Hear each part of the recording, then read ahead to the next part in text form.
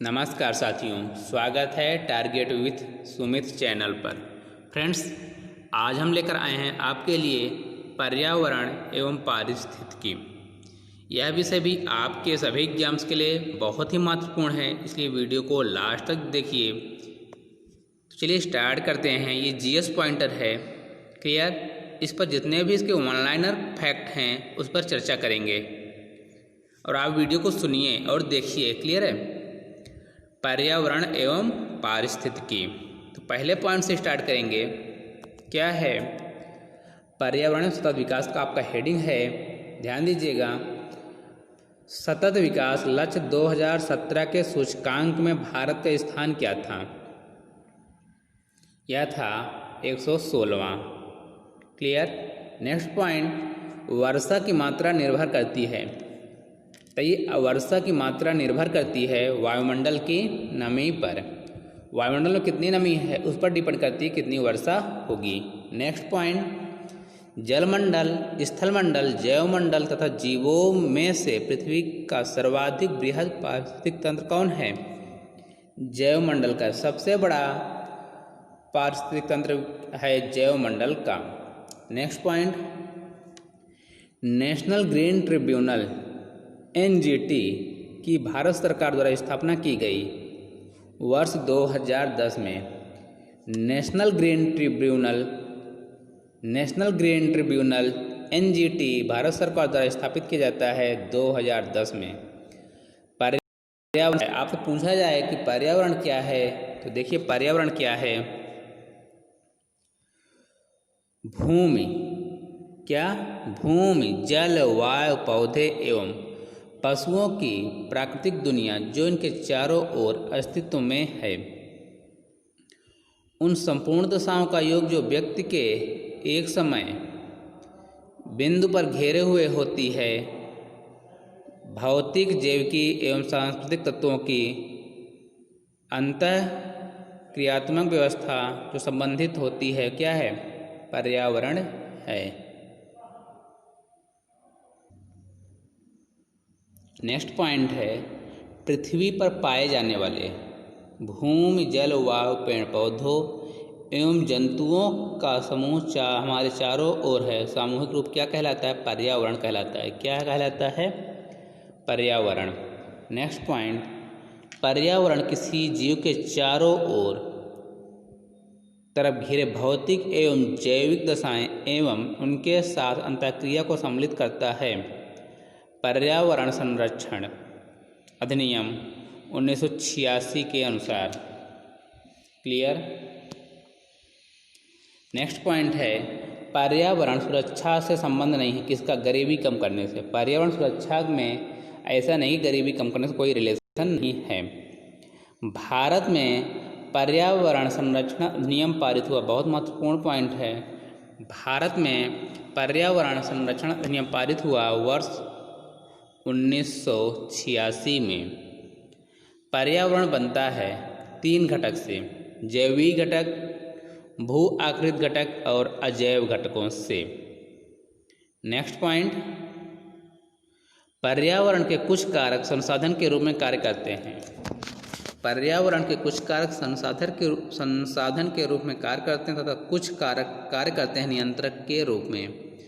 पर्यावरण के कुछ कारक संसाधन के रूप में कार्य करते हैं और कुछ नियंत्रक के रूप में कार्य करते हैं।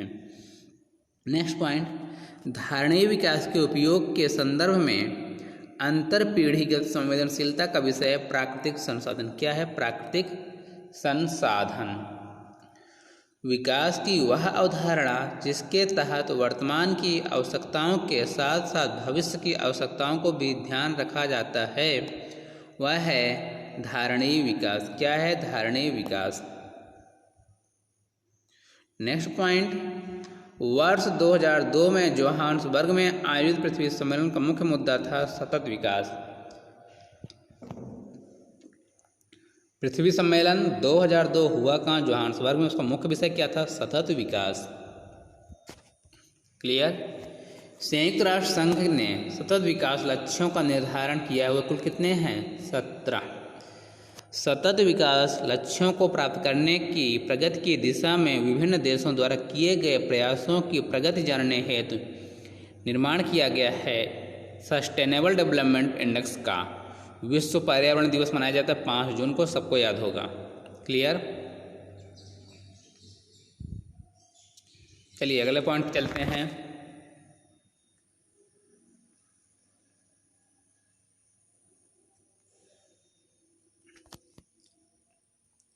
देश की प्राकृतिक पूंजी में सम्मिलित किए गए जाते हैं।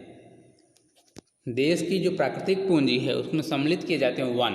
पहला पॉइंट, वन, जल एवं खनिज। ये देश की क्या है? प्राकृतिक पूंजी है जो हमें प्रकृति से प्राप्त हुई है। वे संसाधन जो हमें प्रकृति द्वारा प्रदत्त हैं वे कहलाते हैं प्राकृतिक पूंजी या प्राकृतिक संसाधन। वे संसाधन जो हमें प्रकृति द्वारा प्राप्त होते हैं, प्रदत्त हैं, वो कहलाते हैं प्राकृतिक पूंजी अथवा प्राकृतिक संसाधन। वर्ष 1972 में आयोजित किया गया था स्टॉकहोम अंतर्राष्ट्रीय शिखर सम्मेलन। वर्ष 1972 में आयोजित किया गया था स्टॉकहोम अंतर्राष्ट्रीय सम्मेलन। सौर विकिरण की सबसे महत्वपूर्ण भूमिका है जल चक्र में। सौर विकिरण की सबसे महत्वपूर्ण भूमिका है किसमें? जल चक्र में। नेक्स्ट पॉइंट पर ध्यान दीजिए, बहुत ही महत्वपूर्ण है। राष्ट्रीय पर्यावरण अभियांत्रिकी शोध संस्थान नेरी, कई बार पूछा जा चुका है। राष्ट्रीय पर्यावरण अभियांत्रिकी शोध संस्थान नेरी अवस्थित है नागपुर में। नेरी कार्य क्या करता है? प्रौद्योगिकी, विज्ञान एवं प्रौद्योगिकी मंत्रालय के अधीन है, उनके अधीन कार्य करता है। सतत विकास के लिए आवश्यक है, क्या आवश्यक है? जैविक विविधता का संरक्षण, प्रदूषण का निरोध एवं नियंत्रण तथा निर्धनता को घटाना। पृथ्वी शिखर सम्मेलन का आयोजन किया गया था रियो में। कहाँ किया गया था? रियो में। नेक्स्ट पॉइंट बात करते हैं। संयुक्त राष्ट्र संघ द्वारा पर्यावरण एवं सतत विकास पर पहला पृथ्वी शिखर सम्मेलन आयोजित किया गया 1992 रियो डी जेनेरियो ब्राजील में है। यही प्रश्न। क्लियर? पृथ्वी सम्मेलन में 21वीं सदी के पर्यावरणीय विकास हेतु कार्यक्रम निर्धारित किए गए। इन कार्यक्रम को नाम दिया गया एजेंडा 21। रियो 20 घोषणा पत्र का शीर्षक था द फ्यूचर वी वांट। पृथ्वी के चारों ओर गैसों के समूह को कहते हैं वायुमंडल। हैं पृथ्वी के चारों ओर गैसों के समूह को कहते हैं वायुमंडल। वायु क्या है? आपसे पूछा जाए वायु क्या है तो मिश्रण है। आप कभी मत बोलिएगा कि वायु गैस है। वायु मिश्रण है। नाइट्रोजन 78%, ऑक्सीजन 21%, आर्गन 0.93% और कार्बन 0.038। बहुत पूछा था ये कार्बन का 0.038% गैसें पाई जाती हैं। अभी कहाँ पाई जाती हैं? हमारे वायुमंडल में, एटमॉस्फेयर में। नोबल गैसों में से वह गैस जो वायु में नहीं पाई जाती है रेडान। रेडान एक ऐसी गैस है, नोबल जो गैसें हैं सभी उनमें से रेडान एक ऐसी गैस है जो वायुमंडल में नहीं पाई जाती है। हमारे वातावरण में सर्वाधिक गैस नाइट्रोजन पाई जाती है। यदि पृथ्वी पर पाई जाने वाली वनस्पतियाँ, पेड़ पौधे समाप्त हो जाएं तो वह गैस जिसकी कमी होगी ऑक्सीजन की कमी होगी। सीधी सी बात है, क्योंकि हमें पेड़ पौधों से ही ऑक्सीजन प्राप्त होता है। वह कार्य जो पेड़ पौधे का नहीं है, वायु का प्रदूषण करना। वह कार्य जो पौधे का नहीं है, वायु प्रदूषण करना। वो प्रदूषण नहीं करते, वो प्रदूषण को रोकते हैं। पृथ्वी के कार्बन चक्र में कार्बन डाइऑक्साइड जुड़ती है। श्वसन, जैव पदार्थों का अपक्षय तथा ज्वालामुखी क्रियाओं द्वारा। नेक्स्ट पॉइंट, कार्बन पृथ्वी पर बहुत सारी अवस्थाओं में पाया जाता है। अपने वह मूल रूप में पाया जाता है हीरा और ग्रेफाइट के रूप में। जो कार्बन है पृथ्वी पर बहुत सी अवस्थाओं में पाया जाता है, लेकिन जो उसका मूल रूप है वह हीरा एवं ग्रेफाइट है। पृथ्वी के कार्बन चक्र में कार्बन डाइऑक्साइड की मात्रा को नहीं बढ़ाता। प्रकाश संश्लेषण। अपक्षय का विचार संबंधित है। अपक्षय का विचार संबंधित है, किससे संबंधित है? एक प्राकृतिक क्रिया से जो चट्टानों को सूक्ष्म कणों में विभक्त करती है। अपक्षय मतलब होता है टूटना, तो अपक्षय होगा एक प्राकृतिक क्रिया जो चट्टानों को सूक्ष्म कणों में विभक्त करती है। क्लियर?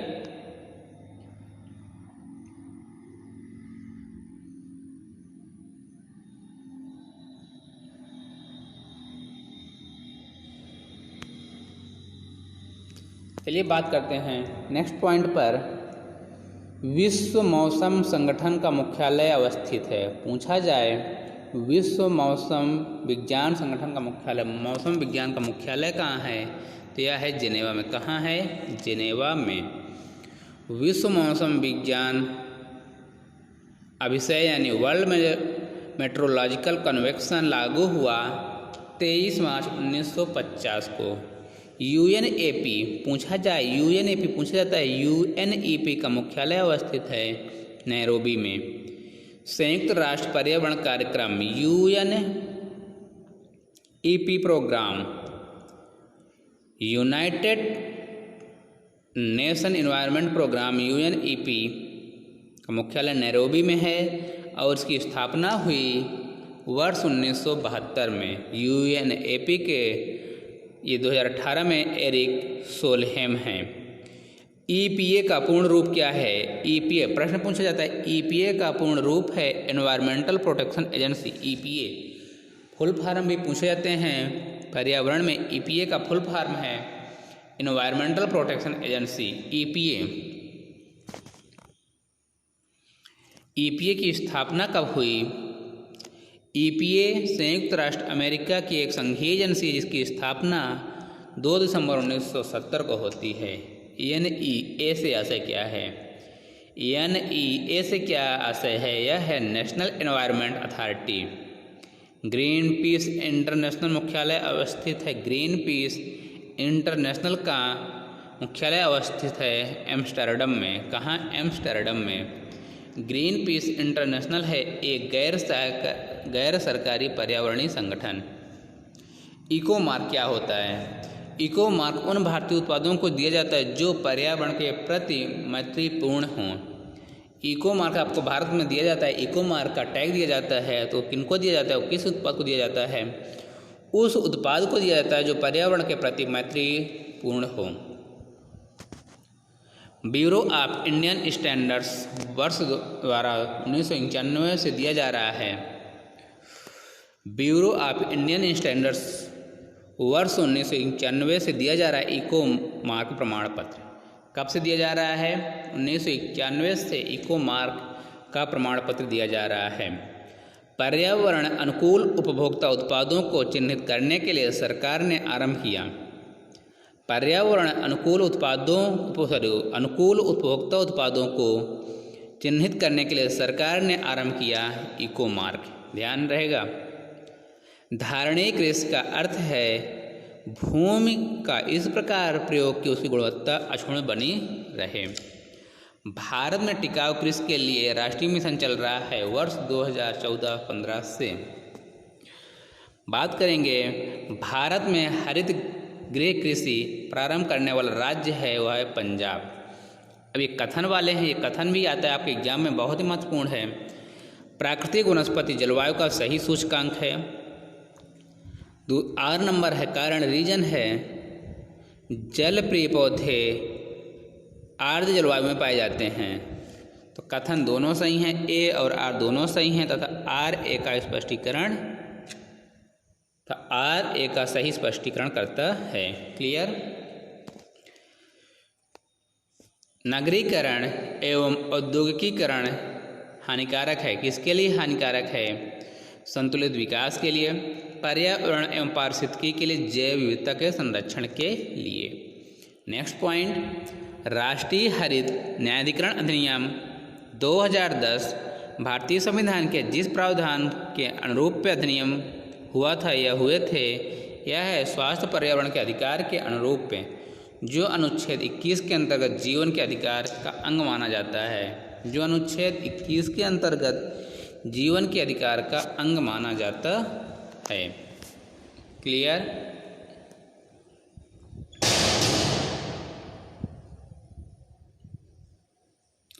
अब बात करेंगे नेक्स्ट पॉइंट पर। राष्ट्रीय हरित न्यायाधिकरण।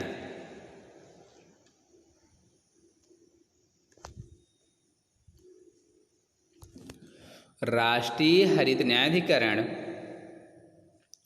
राष्ट्रीय हरित न्यायाधिकरण नेशनल ग्रीन ट्रिब्यूनल के अध्यक्ष हैं जस्टिस आदर्श कुमार गोयल। कौन है? जस्टिस आदर्श कुमार गोयल। राष्ट्रीय हरित न्यायाधिकरण की स्थापना, राष्ट्रीय हरित न्यायाधिकरण की स्थापना अधिनियम 2010 के तहत की गई 18 अक्टूबर 2010 को। हरित विकास ग्रीन डेवलपमेंट पुस्तक के लेखक हैं WM एडम्स। कौन हैं? WM Adams.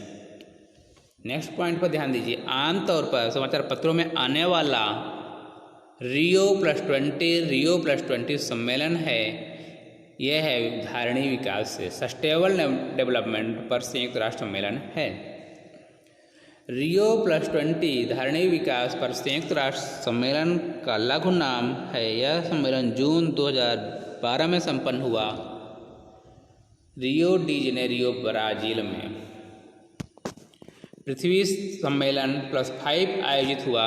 पृथ्वी सम्मेलन +5 आयोजित हुआ वर्ष 1997 में।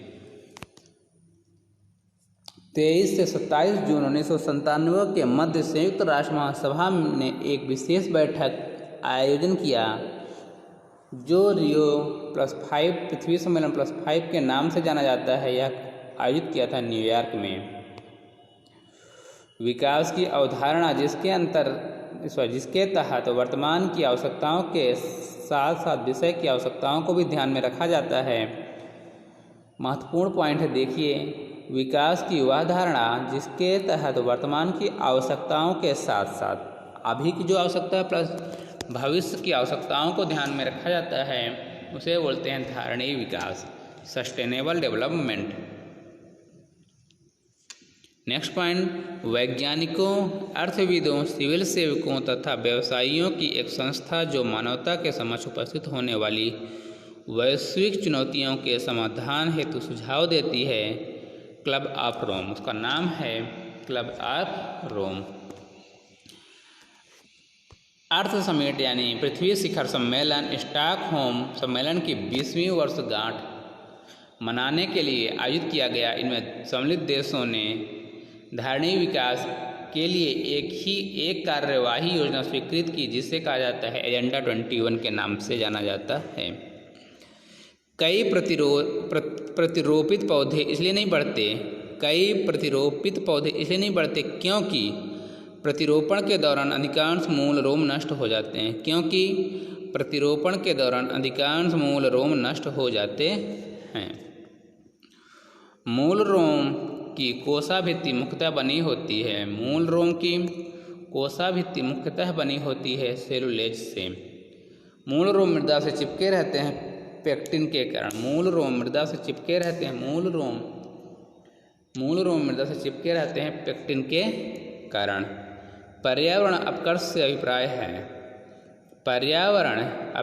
अभिप्राय है पर्यावरणीय गुणों का पूर्ण रूप से निम्नीकरण करना, मानवीय क्रियाकलापों से विपरीत परिवर्तन लाना, पारिस्थितिकी विभिन्नता के परिणाम स्वरूप पारिस्थितिकी असंतुलन बनाना। पर्यावरण संतुलन के संरक्षण से संबंधित है वन नीति, पर्यावरण सुरक्षा अधिनियम 1986, औद्योगिक तथा शिक्षा नीति के आधार पर। ठीक, शिक्षा नीति भी 1986 में आई थी, औद्योगिक नीति भी 1986 में आई थी। वन नीति और पर्यावरण अधिनियम 1986 में। ठीक है,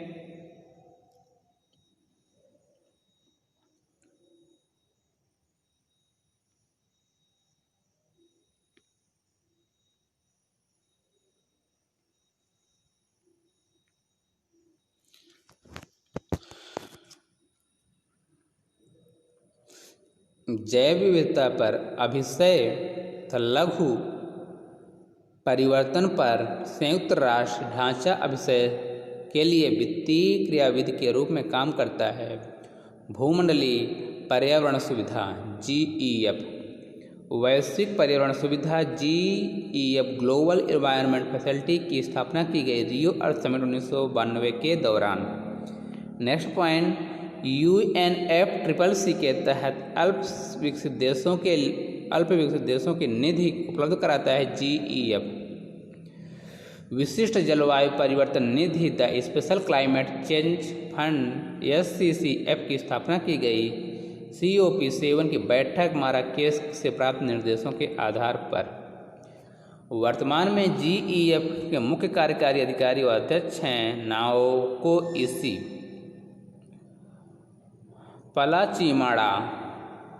पलाचीमाड़ा जो पर्यावरण के अपार क्षति के कारण चर्चा में था, अवस्थित है केरल में। पर्यावरण सुरक्षा अधिनियम EPA को अन्य किस नाम से जाना जाता है? छाता विधान। ध्यान दीजिएगा, ये महत्वपूर्ण है। पर्यावरण सुरक्षा अधिनियम EPA को अन्य किस नाम से जाना जाता है? छाता विधान। वर्ष 1972 में स्टॉकहोम में आयोजित संयुक्त राष्ट्र के प्रथम मानव पर्यावरण सम्मेलन के निर्णयों को कार्यान्वित करने के उद्देश्य से भारत सरकार के पारित किया पर्यावरण संरक्षण 1986। जेनेटिक इंजीनियरिंग अनुमोदन समिति का गठन किया गया था पर्यावरण संरक्षण अधिनियम 1986 के अधीन। जेनेटिक इंजीनियरिंग अनुमोदित समिति यानी जेनेटिक इंजीनियरिंग अप्रूवल कमेटी का नाम बदल दिया गया है अनुवांशिक इंजीनियरिंग अनुमोदन समिति। शब्दों के स्थान पर जहां कहीं वे आते हैं शब्द रखे जाएंगे। अनुवांशिक इंजीनियरिंग आकलन समिति, क्या रखा जाएगा? अनुवांशिक इंजीनियरिंग आकलन समिति। अपने वार्षिक सर्वेक्षण के परिणाम के रूप में नेशनल जियोग्राफिक सोसाइटी एवं अंतर्राष्ट्रीय मतदान कंपनी ग्लोब स्कैन ने ग्रीन डेक्स 2009 स्कोर के तहत भारत को शीर्ष स्थान दिया हुआ स्कोर है विभिन्न देशों में पर्यावरणीय रूप से धारणीय उपभोक्ता व्यवहार का मापक। भारत में कृषि के पर्यावरण अनुकूल दीर्घस्थायी विकास के लिए जो रणनीति सर्वश्रेष्ठ है, मिश्र सस्यन, कार्बनिक खाद्यान्न, नाइट्रोजन यौगिकर पौधे एवं कीट प्रतिरोध सस्य किस्में। क्लियर है? तो ये रहा आज का पार्ट 1 पर्यावरण एवं पारिस्थितिकी GS पॉइंटर का पार्ट 1 था। अब इसके आगे आपका नेक्स्ट पार्ट आएगा, जिससे आप वीडियो बड़ी ना हो, आप इसको देख लें, इसलिए वीडियो को छोटी ही रख रहे हैं। ठीक है, वीडियो को शेयर कीजिए, लाइक कीजिए, सब्सक्राइब कीजिए। ठीक, वीडियो देखने के लिए धन्यवाद।